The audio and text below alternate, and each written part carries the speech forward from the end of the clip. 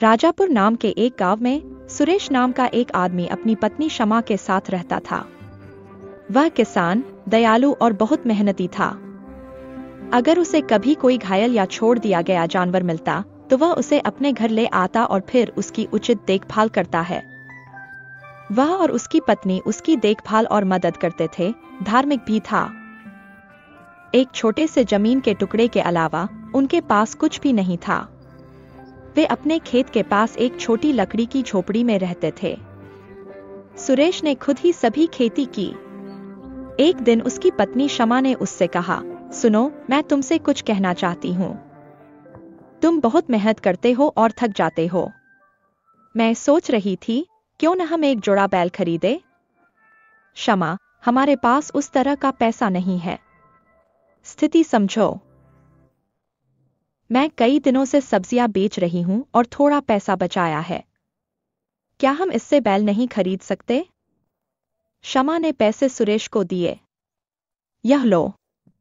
सुरेश ने पैसे गिने और शमा से कहा, यह पर्याप्त नहीं होगा, हम बैल नहीं खरीद सकते। फिर भी बुल मार्केट में जाओ, शायद मिल जाए, बोझ हल्का। ठीक है, अगर तुम ऐसा कहते हो। 2 दिनों के भीतर सुरेश बुल मार्केट गया। बहुत खोजने के बाद वह अपने बजट में कोई बुल नहीं पा सका। निराश होकर वह जाने लगा। तभी एक आदमी उसके पास आया। माफ कीजिए, क्या आप बुल खरीदने की सोच रहे हैं? हाँ, पर मेरे पास एक जोड़े के बुल के लिए पर्याप्त पैसे नहीं हैं। एक भी खरीदना नहीं है। यह सुनकर आदमी ने दूसरे दिशा में इशारा किया। अरे, तुम वहां जाओ, तुम्हें जरूर अच्छे बुल मिलेंगे। सुरेश वहां गया, लेकिन फिर से कुछ नहीं पा सका। उदास और थका हुआ वह चला गया। वापस जाते समय जब वह जंगल पार कर रहा था, उसने एक बूढ़े बुल को देखा। किसी ने उसे छोड़ दिया था क्योंकि वह बूढ़ा हो गया था। सुरेश को दया आई और उसने उसे घर ले आया। बैल को देखकर शाम ने कहा, यह क्या है?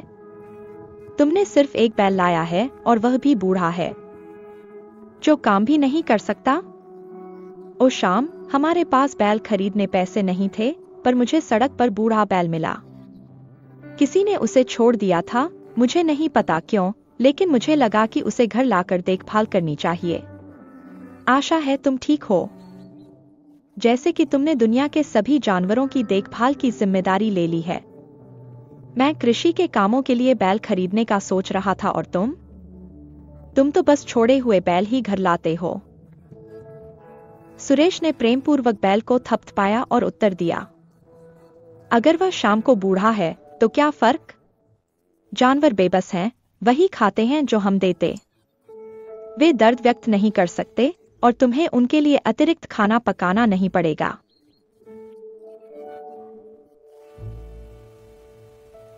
फिर शाम ने बैल के लिए एक छोटा सा पूजा विधि अंजाम दिया।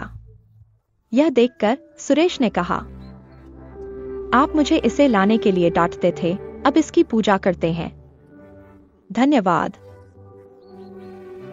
मैं और क्या कर सकता हूं? मैंने सोचा था कि इस साल हमें जरूर बैल मिलेंगे, लेकिन चूंकि ऐसा नहीं हुआ तो कम से कम मैं इसकी पूजा करूंगा। शमा ने बैल की पूजा की और फिर बैल को गुड़ की रोटी चढ़ाई और फिर दोनों काम पर वापस चले गए। उस दिन से सुर्ख हर सुबह और शाम बैल की देखभाल करने लगे, उससे दोस्त की तरह बात करते थे। कुछ ही दिनों में बैल स्वस्थ हो गया। सुर्ख ने खेत में भी मेहनत की, लेकिन उस साल उनकी फसल अच्छी नहीं उग रही थी। चिंतित होकर उसने शमा से कहा, धन्यवाद। शमा, मुझे लगता है इस साल हमारी फसल खराब हो जाएगी। इतनी मेहनत करने के बाद भी मुझे नहीं लगता कि हमें कुछ मिलेगा।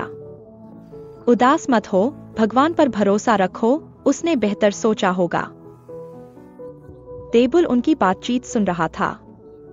रात में सुर्ख और शमा सोने चले गए। अगली सुबह जब सुर्ख बाहर कदम रखा, उसे अपनी आंखों पर विश्वास नहीं हुआ। खेतों की फसल रातों रात हरी भरी हो गई थी। हक्का बक्का होकर उसने शमा बुलाया। शमा, इस चमत्कार को देखो। कल हमारी फसल खराब थी और आज वे स्वस्थ फसलों से भरी हैं। मैं विश्वास नहीं कर सकता कि यह एक रात में हुआ।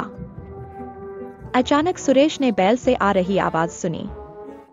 सुरेश, आपकी दयालु सेवा के लिए मैं आभारी हूं और आप पुरस्कार के योग्य हैं।